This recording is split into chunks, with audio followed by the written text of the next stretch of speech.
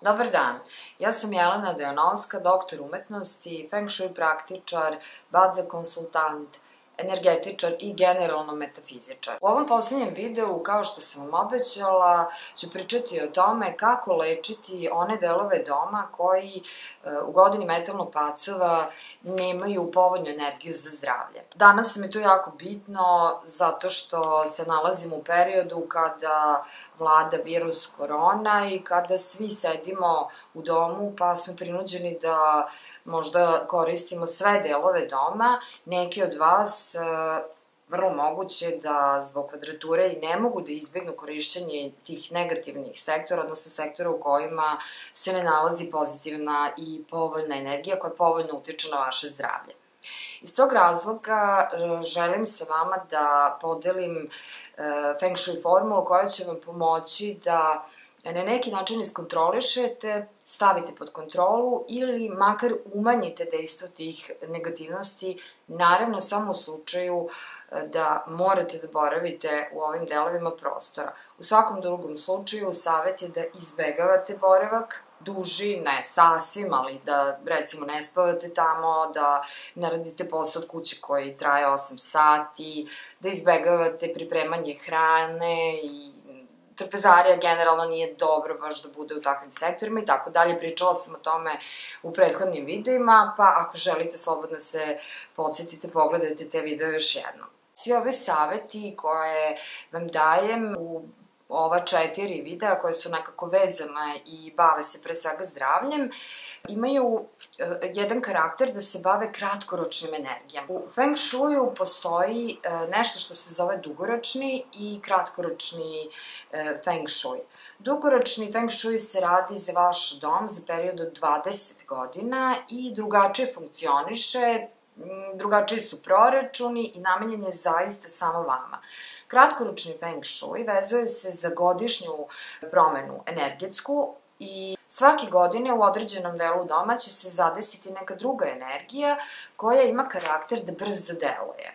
Naravno, vi ne možete svake godine pomerati vašu dnevnu sobu, spavaću sobu i tako dalje. Možete se eventualno izmestiti, ako imate dovoljno prostora, iz jedne sobe koja je manje povoljna u drugu sobu, koja ima povoljniju energiju i tako izbeći negativan uticaj energija kada spavate ili kada duže boravite u nekom prostoru. O tome sam, kao što sam već rekla, pričala u ranijim videima, pa se vi podsjetite. Ono što možete i što svako od nas može da uradi je da se upozna sa tim kako prostor može da utiče na njega i na taj način da napravi neku vrstu prevencije. Znači, kada znate sa čime imate posla, mnogo je lakše da se postavite prema tome. U ovom trenutku to je veoma bitno, jer bi to mogao biti doprinos svih nas koji smo u nekoj vrsti karantina. Ono na što posebno trebate da obratite pažnju je koja prostorija se nalazi na jugu vašeg stana. Ako je tu dnevna soba, ako je tu spavaća soba, ako je tu bilo koja funkcija u prostoru zbog koje vi provodite više vremena, onda obratite pažnju na sledeće, na vaš vid, na rad vašeg srca i na pritisak. Energije vremenom kada boravimo u njima utiču na naše zdravlje. Tako da, ako baš morate da boravite na jugu, onda obratite pažnju na vaš vid, srce i pritisak. Da biste negativnosti o kojima sam govorila u videu identifikacija potencijalnih problema, odnosno u drugom videu u ovom nizu, potrebno je da postavite određene lekove. Međutim, postoji još nešto, a to je tajming. Znači, postoji pravo vreme, možete ih postaviti ovako, ali će dejstvo biti manje. Ali ako znate pravo vreme, kada se energetska kapija otvara, kako ja to volim da kažem, onda će i efekat zaštite biti maksimalan. Ja sam za vas pripremila datume i vreme kada su te kapije otvorene i kada je zaista najbolje i najpovoljnije da postavite određenu vrstu lekova u određeni sektor vašeg doma. Ovde je reč zapravo o kontroli putem 5 elemenata. Postoji takođe i taj video, ako vas više zanima kako stvari funkcionišu u feng shuiju, možete pogledati i taj video, 5 elemenata. Ali ne morate, naravno, dovoljno je samo da u pravo vreme postavite pravi lek na pravo mesto. Oslabljenje ili umanjenje uticaja negativnosti na istoku je najbolje izvesti 29. marta između 3 sata popodne i 4 sata i 59 minuta. Znači, gledajte da 29. marta postavite jednu poveću količinu metala na istok, koji istok ima svojih 45 stepeni, kao što ste odredili na planu. Znači, pronađete vaš istok, to je tih 45 stepeni, i negde na istoku postavite, gledajte da umeđu vremenu sakupite što više metalnih predmeta u vašoj kući, naravno bilo bi lepo ako je to neka figurica, nešto što je ukrasno i što će vam prijati, ali ne smete i da to budu novčići koje ste sakupili u kući ili bilo kakva činija koja je onako ozbiljnija količina metala. Da biste se zaštitili od energije bolesti koja će ove godine, kineske godine metalnog pacova, boraviti na jugu, potrebno je da negde na jug, u tih 45 stepeni koliko zahvata jug, postavite isto kao i na istoku jednu poveću količinu metala, znači vidite po vašem stanu, pregledajte šta imate, ako je to neka lepa figura ili činija, bilo bi najbolje, međutim može to biti i ram slike, bilo šta što je zaista načinjeno od metala, od bronze, od mesinga. Ako vas zanima koji su predstavnici, kako možete iskazati element metala, možete, dole ću vam pripremiti link do teksta koji o tome piše, a isto tako možete pogledati video 5 elemenata u kome mnogo više govorim o tome kako zastupiti element metala, mada u ovom slučaju zaista treba da bude pravi metal. Kada budete postavljali Feng Shui lek na jug, vodite računa o tome da ni slučajno ne lupate, ne kuckate eksere, ne pomerate jako stvari, pošto ovde boravi takva negativnost koja se pre svega aktivira lupanjem, galamom, mrdanjem i sličnim aktivnostima koje prave buku. Ono što se u moje Feng Shui praksi pokazalo kao delotvorno je i slana voda, tako da ukoliko imate svoj komplet za slanu vodu, slobodno postavite i vaš komplet za slanu vodu koja će konstantno ovu energiju iscrpljivati i za sobom ostavljati prijatnu atmosferu, prijatnu energiju, pročišćenu od negativnosti. Datumi za postavljanje Feng Shui leka su 26. mart između 5 ujutru i 6:59 ujutru. Ovo je energetska kapija, pa pošto većina nas sedi kod kuće u ovih dana, neće vam biti teško, nadam se, ustanite ujutru i postavite vaš Feng Shui lek. Biće dragoceno. Ako slučajno propustite ovaj termin, drugi termin je 30. mart, između 11 ujutru i 12:59.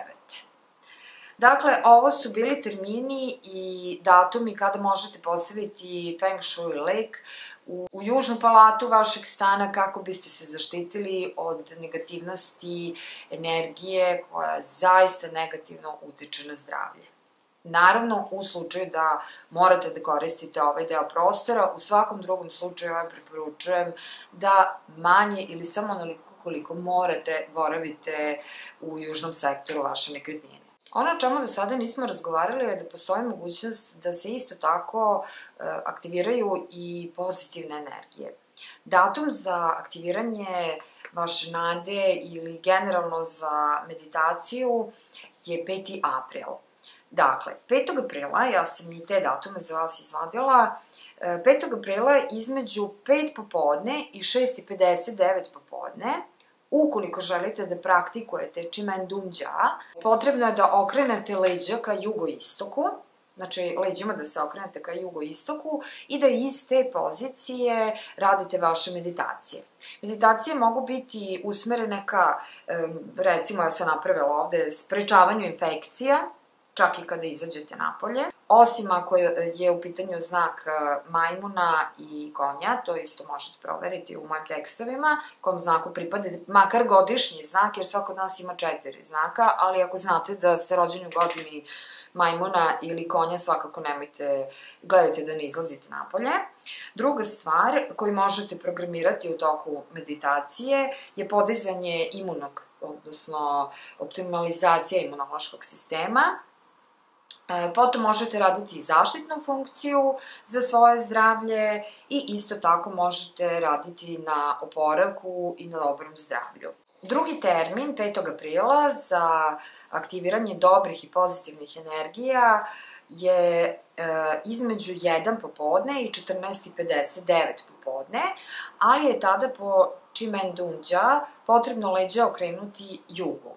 Tako se priključujete na kanal iz kog možete raditi meditacije. Takođe je bitno da se nađete u dobrom sektoru kada meditirate, pa recimo nije loše da sednete na jugozapad. Ako imate potrebu da se tokovi vaše energetski pokrenu ili ako imate, kao što sam vam ranije pričala, ako imate problem sa probavom i organima za varenje, onda odaberete jugozapadni sektor i tamo uradite meditaciju koja je vezana za poboljšanje ovog dela vašeg zdravlja. Ono što još možete da uradite na tom nekom mentalnom i energetskom nivou, naročito ako ste već u svetu energija i ako praktikujete meditacije i znate kako da programirate, je da u datumu koji ću vam sada dati uradite zaštitu od negativnosti koja se nalaze sada svuda oko nas. Ono što možete da uradite, na primjer, je da blokirate negativne uticaje energija koja se trenutno nalaze na jugu. Ili da blokirate negativne uticaje energije koje se nalaze na istoku i ako imate problem sa zapadom takođe. 26. marta između 9 uveče i 10:59 uveče potrebno je da okrenete leđa severozapadu po Čimendunđa i da blokirate negativne uticaje pomenutih energija. Drugi datum je 30. mart između 11 i 12:59. Potrebno je da okrenete leđe jugu i takođe možete uraditi meditaciju kojom ćete blokirati negativnost određenog sektora u vašem domu. Ja ne mogu da kažem da sve ovo u potpunosti može da eliminiše negativnosti i njihovo dejstvo, ali sigurno može da utiče na to da se uticaji oslabe i da pomognete očuvanju vašeg dobrog zdravlja, ako ne i na njegovom unapređenju. Podsjetimo se još jednom. Kratkoročni feng shui, o kome mi ovde razgovaramo, je usmeren na energije koje vladaju na godišnjem nivou i najbrže se manifestuju, pre svega na naše zdravlje, o čemu ovde razgovaramo. Ako želite da dublje uđete u feng shui, onda je potrebno da se u vašem prostoru uradi dugoročni feng shui koji funkcioniše na jedan drugi način i koji vam može pomoći kada znate šta hoćete u životu, da to i ostvarite. Odnosno, čitava priča se tada podešava po vama, po vašim ciljevima, namerama i potrebama. U ovom trenutku, kratkoročni feng shui može pomoći da uradimo osvešćenje, odnosno da osvestimo šta je to čime smo okruženi u prostoru, kako te energije utiču na nas, kako da izbegnemo njihov loš uticaj, njihov dejstvo, ili sa druge strane kako da iskoristimo dobre uticaje onih energija koje su zaista pozitivne, povoljne i čine dobro našem zdravlju. Ja se nadam da su vam ovi saveti koristili. Ako niste do sada, pripremite svoj plan, izmerite kompasne direkcije, definišite šta se gde nalazi u vašem prostoru, u kom sektoru, potom pogledajte koji su to negativni sektori koje treba izbjegavati i lečiti, zatim potražite one pozitivne sektore i preselite se tamo, spavajte u onim sektorima koji su povoljni za spavanje, radite od kuće tamo u sektorima koji su povoljni za boravak, pripremajte hranu, jedite tamo gde je povoljno. I na koncu konca, ako nemate izbora i ako zaista takav raspored u vašem prostoru da ne možete izbeći uticaj negativnosti, postavite lekove u vreme i u danima koje sam vam upravo dala. Ako i to nije moguće, postavite lekove kada možete i uzmite makar jedan deo zaštite koju je moguće da napravite. I isto tako nemojte zaboraviti, ukoliko znate da meditirate, a i ako ne znate, naprosto u vreme koje sam vam dala, sedite i mislite o tome kako želite da zaštitite svoj prostor i sigurno ćete uticati na očuvanje i zaštitu vašeg zdravlja. Želim vam sve najbolje i vidimo se u nekom sledećem videu. A ako se još uvek niste prijavili ili subscribe-ovali, kako se kaže, na moj kanal, učinite to sad kako biste bili obavešteni čim pustim sledeći video. Pozdravljam!